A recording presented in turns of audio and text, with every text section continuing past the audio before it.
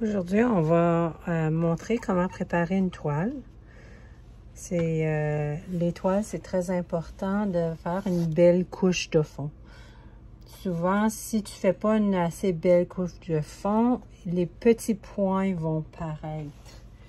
Fait que si je regarde ici un exemple, c'est une toile que j'avais faite à une soirée de peinture. Donc, on n'avait pas beaucoup de temps à la faire. Puis si tu regardes, il y a plein de petits picots partout. Ces petits picots-là, avec le temps, vont changer de couleur, vont venir jaune, puis ça sera pas aussi beau. Là, ça le fait un cachet, mais à la fin, ça fait que c'est des œuvres de moins bonne qualité. Puis les petits picots peuvent être très difficiles à enlever dans un sujet qu'on aime vraiment. Donc, il y a plusieurs façons de préparer ta toile. Il y a déjà un gesso dessus. Mais moi, j'aime remettre une autre couche pour que quand que je vais dans le photoréalisme, puis je vais dans les petits détails, la peinture, mon pinceau, il glisse bien. Donc, pour préparer bien la toile, on met une petite couche d'eau.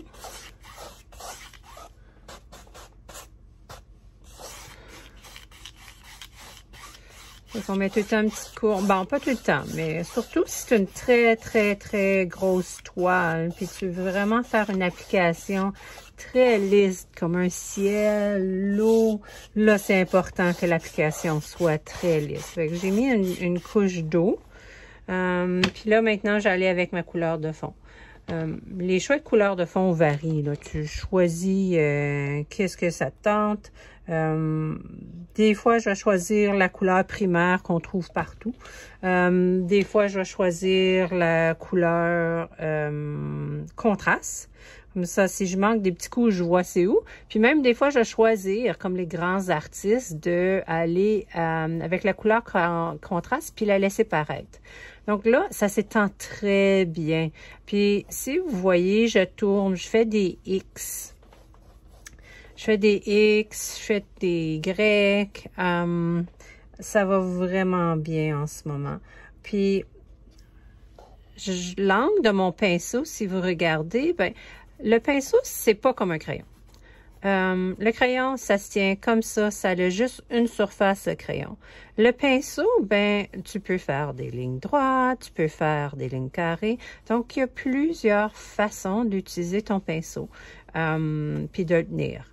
Mais là, pour faire une belle couche de fond, puis pas avoir des arrêts et des débuts, ben là, j'utilise le plus épais de mon pinceau. Quand on fait une grande surface, ben là, tu donnes les plus grands coups pour pas que tu aies de la misère avec tes lignes.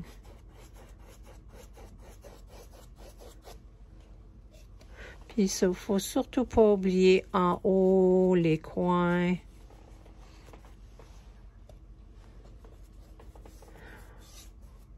J'ai mis un retardateur aujourd'hui dessus. J'en mets pas tout le temps. Mais des fois, les retardateurs peuvent t'aider, surtout si tu fais une grande surface puis tu veux avoir une transition de peinture égale.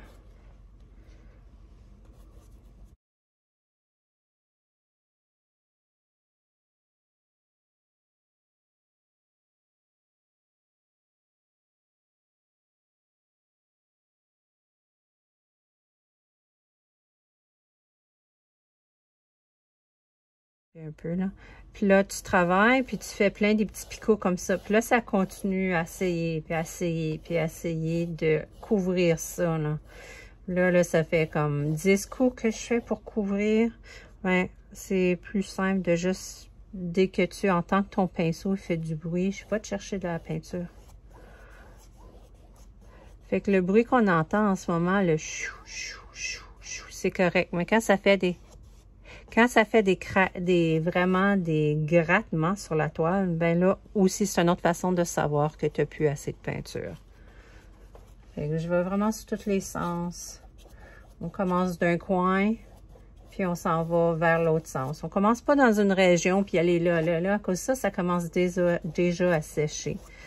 Puis là, il y a des petites lignes dedans. Puis dans le photoréaliste, tu veux pas avoir une ligne au milieu du front d'un sujet. Donc, tu peux aller avec un autre pinceau, puis juste toucher, juste pour dire. Puis, si ta peinture, elle commence à sécher, là, ça glissera pas bien. Tu vas le sentir collé. Fait que là, j'enlève toutes les lignes pour pas que j'aie de la misère plus tard. Fait que je vais de haut en bas, de gauche à droite pour enlever toutes les lignes.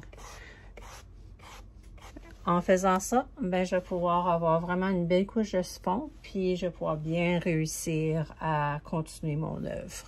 Je vous refais une autre vidéo pour le prochain progrès. À la prochaine!